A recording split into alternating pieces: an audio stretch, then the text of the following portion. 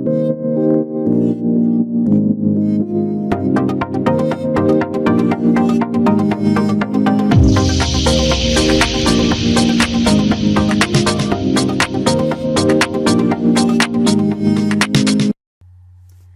everyone, this is Daniel, and this is a continuation of my Hidden Gem series, video number 11. So in this one, I'm going to cover 4 hidden gems over here, and these are the ones. In the first hidden gem, it's going to be about the padding, and there's a feature, a hidden gem feature, which is available. But in this case, I'm going to show you how it can be so useful for the text controls over there. Second is for the radius. In the radius, I'm going to show you where it is, how it helps, and it comes in really handy for those buttons. Third one is the Hoover Fill. Hoover Fill is there by default. You'll actually already have noticed it when you're sliding your mouse over the buttons over there, how the image changes, but I'll show you some tips and tricks for that as well. And then finally, the icon search. I'm going to also show you that how with the combination of the padding and the radius, you can actually give this effect over here. If you notice, that if you open up your phone, and if you, especially an iPhone, and you try to delete an app, how this pop-up message comes up over here, thanks to the combination of padding and radius, I can recreate that. So I'm going to show you how to do that as well. So these are the 4 hidden gems that I'm going to cover about. And as always, enough with the talking, let's jump into the demo. So let me get out of the PowerPoint. Let me get into Power App Studio. And I'll go ahead and create a app. Let's say for this one, I'll create a, let's do a, obviously a canvas one, but I'll do a phone one for today.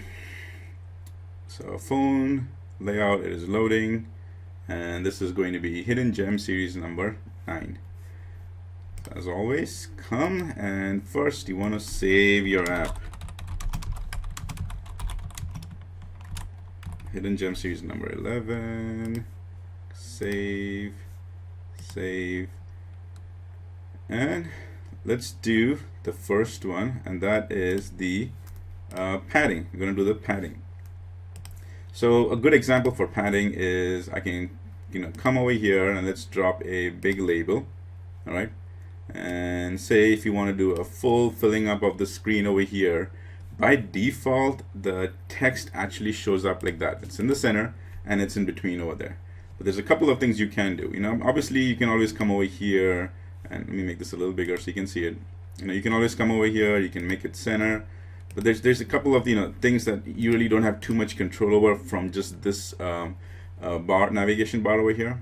But if you come in and you start typing in padding, you get these features over here.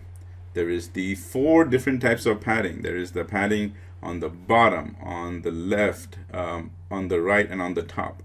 So by default, each of these ones have the number unit 5, which kind of helps. But what I want to do is, it's in this scenario, say if I want this to be a fully populated window, right? Something that I want to actually like have a pop-up, trust but verify, like the type I do in my apps, then this is basically how I do it. So I'm going to come over here, and on the padding bottom, I kind of keep in mind first how much is the entire size of the screen. So in this screen orientation over here, this is a 640 by 1136. 1136 is basically the height over here. So I know that somewhere to get on the, from pushing it from the bottom to the top, I gotta be in around 800 over here. So see, now when I did 800, it was able to push me up to the top. And that is the beauty of padding, is to move that text around wherever you kind of need that area over there. And then you can play around with it, again, depending on where you want it done, where you want that text to show up. That's one of the key things over there.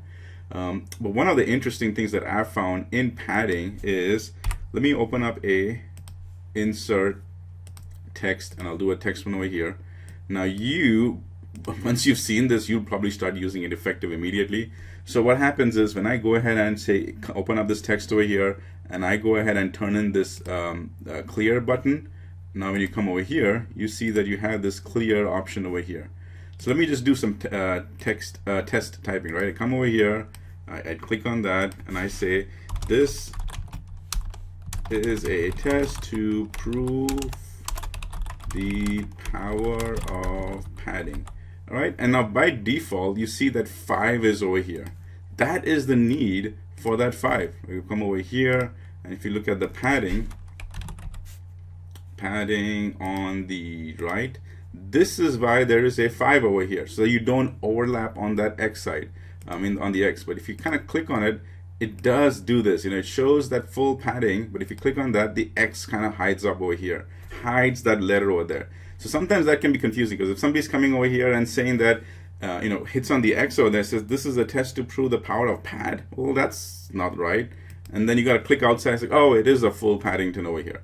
So what I do is I actually come in here and I increase the padding on the right to say 10. All right. That way, now when I come in and I do that, see the PA went ahead and moved out over here. I can go ahead and move that even more. I can go ahead and do the padding on the right to say 20, right? And it's really pushing that out over here. So now you're able to do all of this, or you can even go ahead and make it 0. And I went ahead and X'd it, so let me do this to prove the power of the padding control. And so now I do like that, and even if I have the X over there, it's able to show me the entire thing over there. So using the X over there and kind of pulling the text around for the X really helps over there for the padding. But the other great functionality is that you can now centralize that text. And if you want to filling up the entire space over there, you're centralizing it up. That really comes in really handy over there. So kind of keep that in mind for the padding. And that was the first functionality over there, which is the padding. The second one we're going to talk about is the radius. So first, let me just show you what this radius is. Okay, so I'm going to come over here and I'm going to go ahead and drop a button and make that button nice and big. And as you can see, if you scroll in, I mean, I've zoomed in a little bit, you've got these curves. All right, like see that curves over there? That is what the radius actually does. You know, that's as the name goes, it is taking care of the radius over there. So how do I exactly handle the radius piece over here? So let me show you that. The border radius over here on this properties, it only shows you border radius. If I actually go ahead and change that to say 0, you notice that those curves have disappeared, right? It became plus over there. But it says, is there a way I can handle each and every one of those corners individually? And the answer to that is yes, yes you can. And the same thing, you come over here and I just start typing in radius, and then let me get back over there, get a hit on that radius. And when I do that, now I can see all the 4 options over here, and these are more specific than you know, than the ones which you just see over here, because it just says border radius, but this is actually radius from the entire 4 different sections over here. So radius on the bottom left goes ahead and gives me the functionality to just manipulate this radius, or go ahead and on the radius on the bottom right helps me manipulate that, and that. So let me show you as an example, right? Let's go ahead and do, I'm going to manipulate these two, because if you remember in that image that I showed you, for the ones that I'm going to do over here, I just want to try to manipulate the 2 sides over here. Okay, so let me just kind of replicate that. So here I'm going to say maybe start with 50, and you notice how that changed. I was able to get that in a sharp edge, and I was able to get that into a nice curve. So just by doing that, I was able to replicate this curve that I already have over here. So if you've now started seeing and thinking and saying, yeah, I know which direction Daniel is going to, that's exactly what you're thinking. I'm actually going to go put 3 buttons of these kinds over here, and then I'll go ahead and, you know, replicate that. But we'll get to that in the end, right? So that's basically the radius thing, and you know, you can continue with all the 4 angles over here. So you can go ahead and, you know, do that for 50s on each of them. You know, make it however curved you want. But that's basically how we're going to handle the radius piece, and I'll dive that more into in just a couple of minutes. So that basically was the radius piece. Let's talk about the Hoover Fill.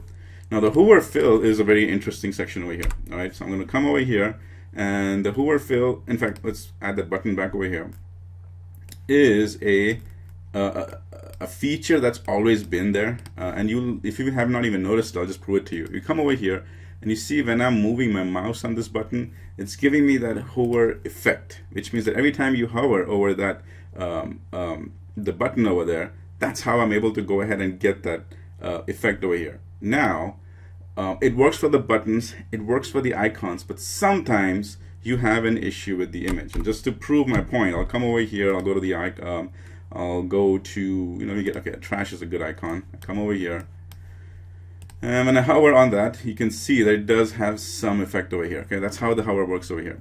But and even if I go ahead and get an image, and let me drop this image right here, and let me actually get some image. Drop in. I'm going to drop in 2 different types of images. So let me, yep. So I got a PNG one, and I'm going to drop a JPEG one. All right. So if you already know, the PNG one images are really good because they just show you just the image. They don't go ahead and show you the background of the image as well. So let me get the other one as well, so I can prove a point to you. So here I'll put both of them, CF, and I'm going to do JPEG, and then I'll also go ahead and do copy, Control C, Control V, and here I'll put in the PNG one. So let's see the effect we have over here. Now here in the JPEG one, if I were to go ahead and try the hover functionality over here, what will happen is it basically doesn't have any effect, because the way the JPEG works is that even though you see the square, it fills up the entire square, and whatever was the background, which is white in color over here, it fills up that one as well. The way PNG files work is that it only fills up the image piece over here, so it won't fill up the back over here. So let me prove that to you. If I come over here now for that, and just so I can make sure I know what it is, I'm going to put this as PNG, I'm going to put this as JPEG. Click on the PNG one, search for its hover, and we've got, click on that, we've even got the hover color over here. By default it says whatever is the PNG border color, 20% of that. So I'll just say I'm going to actually give, just for the, that's the border color, I just want to do the fill one. It gives me the png.fill, and that can be a little confusing, so I'm just going to make it very simple. I'll just say blue. All right, and so here, and let's actually do the exact same thing for this one as well, the JPEG one. I come into hover,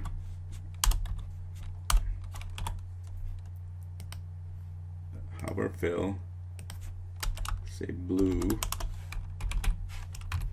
All right, both of them have got the exact same color. Now let's go and test it.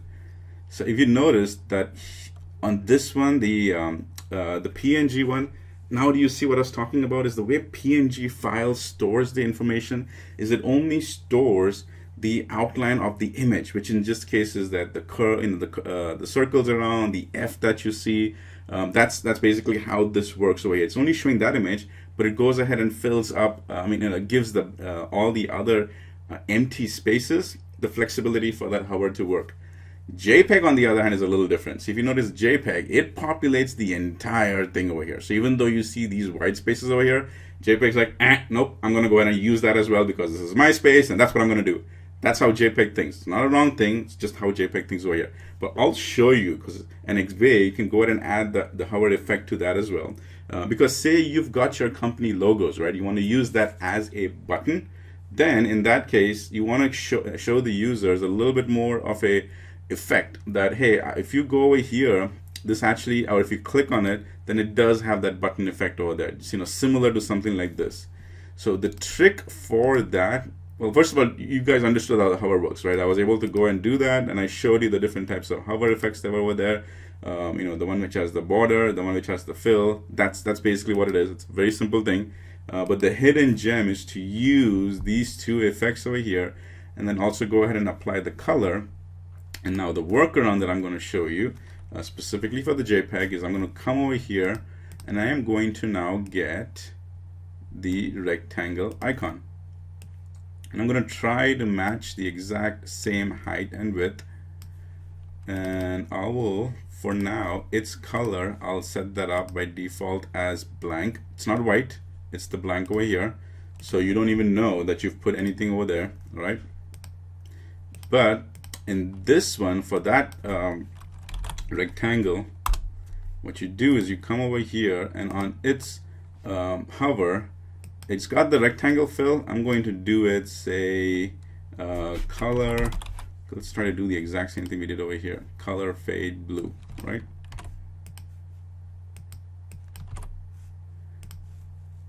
So now, thanks to that rectangle and its hover capability, if I go and do that, you see, you get that almost same effect over here.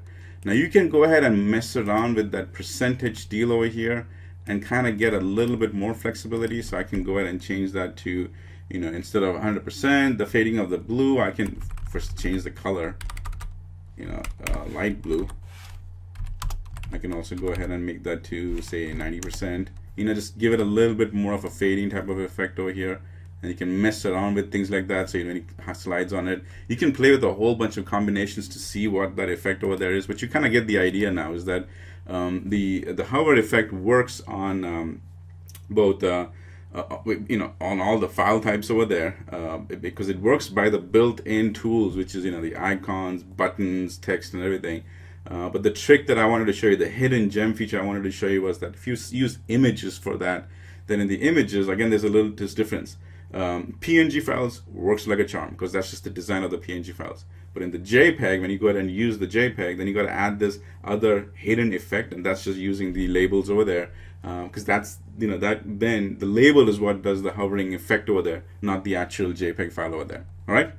Okay, so let's keep moving on. I went ahead and showed you the padding. I went and showed you the radius, the hover. Let me show you the icon search. And a great example of the icon was actually the one I just did over here, but I'll replicate that again. So one of the things about icons is when I come to the icon over here, these are the options that I have, and there's quite a few. So that's great. But sometimes when you're searching for it, or you're in the moment, or you're demoing something, or you're, you know, doing a quick proof of concept to somebody, you gotta keep searching, and say, I can't find it, you know, and you might have even missed it because, you know, you scroll too fast or whatever. Here's a little tidbit and a trick that I do is I usually go and just click the first icon, you know, go over here, and then on the right side, you see the icon. When you do a drop down, it gives you the search functionality, which is basically to filter it. So what I do is I now come over here and I just do emoji, and I can just go ahead and, you know, I don't even have to write the whole emoji. I just do EM, and then I can go and click on that. I can go ahead and now search for, you know, rec, for reload. I can, or reload, or, you know, it's not just searching for the first comparison, because in the first character, like I did RE, so it won't search only for letters which start with RE. Currency, see, it RE over there. Wrench, RE, so on and so forth. So it's really helpful. So this hidden gem is actually one of my personal favorites over there, because now every time I'm adding an icon, I just come over here, I click on the first one, come back over here, and I just search for that icon, whatever I want, and I just get it. So that's pretty much, you know, easy way to do that. Okay, so now that we covered all four of them, let's go ahead and jump in and try to build this effect over here. All right. So as you can see, this is basically the delete option pop-up menu that shows up on your, at least on the iPhones over there. I'm sure something similar happens on the Android as well. And I'm going to try to recreate this using a combination of the radius and using the combination of the padding over there. So I'm going to move that over here so I can see it. I'll go ahead and create another screen over here. And now let's try to rebuild that. So the trick I'm going to use is I'm actually going to go ahead and get 3 buttons. All right, I'm going to get this one, I'm going to get another one here, put that in, let's try to get it halfway. And now that I've gotten that halfway, well, I'm not going to focus too much on the accuracy of the distance and whatnot, but you kind of get the idea, right? So let me get this in nice and big. Okay, so now as you notice that we've got those curves over here, again, out of the box. Remember the radius over there was 5, so that's what I'm doing.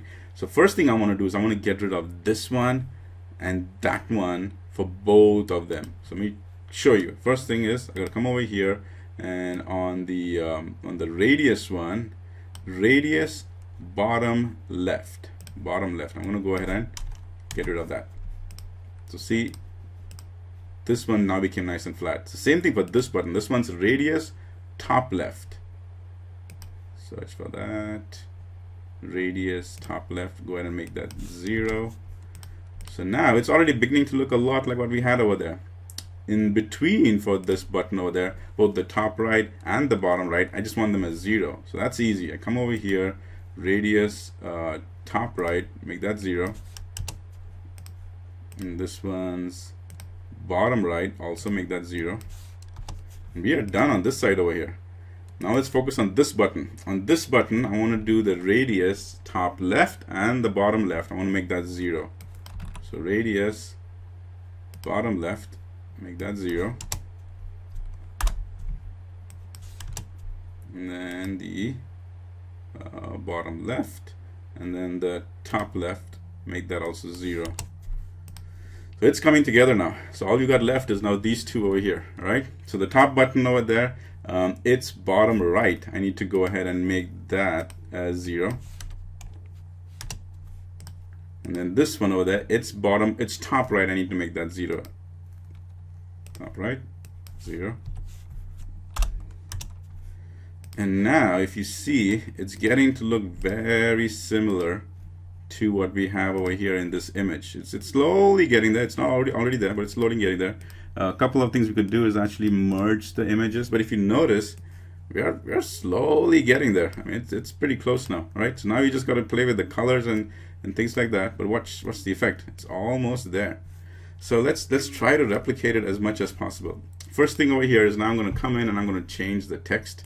I'm going to say delete Microsoft events. No offense to Microsoft events people, I'm just using this as an example, right? No hidden agenda whatsoever. So I do that, all right? Then I'm going to go ahead and change it on with some of the coloring. So I'll make this as white, make this as black. Oh, nope. Make the text as white. Text is black. Okay. Then we go ahead and do the button one on the bottom. Change that to cancel. Cancel. And this one's button over here, if you noticed, it was blue. So we're going to go that blue over here and let its color be blue, fill be white. And this one here was delete. Make that as, it was red, so I'm going to put that as red. Its fill is white. And now as you can see, we have almost replicated this entire thing over here. Now we've got the design and the look and feel done. It's the the behavior that you got to focus on, because over here is the cancel, here is the delete, which is great, but then this one also does something. So a couple of you may be thinking, so Daniel, why don't you just go ahead and disable that?